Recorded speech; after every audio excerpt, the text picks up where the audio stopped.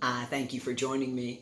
I'm going to be reading the Earth class notes written by the 12th Apostle, entitled Comparative Identity Analyzations. Comparing Moses to Isaiah is an interesting task to perform, as Moses lived 700 years before Isaiah.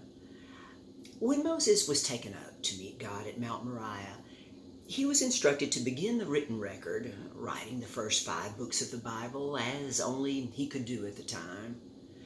However, because of Moses' strong stoic will, he did not accomplish what God expected of him at that time, as most of his writings were extremely stoic.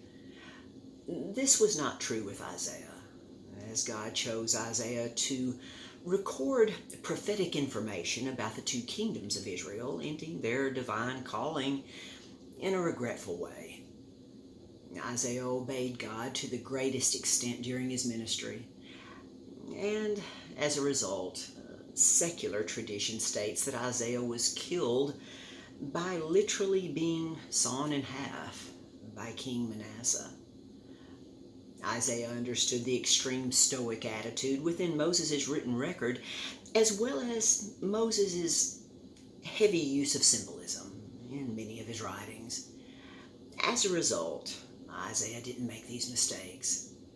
During Isaiah's ministry, most were not aware that God was a real person, as God learned and understood just as we do.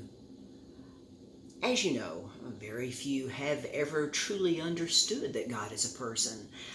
But this is not God's fault, but ours. Knowing this, prove to God how much you love Him above and beyond all others. To prove this and to tell Him so pleases Him very much. This is one reason for the lengthy time element between the 11th Apostle John's Revelation record and the 12th Apostle's ministry. This time has been bridged, and even the angels are rejoicing due to the advantage they've received by believing the truth. So, the question is, will you? Until next time.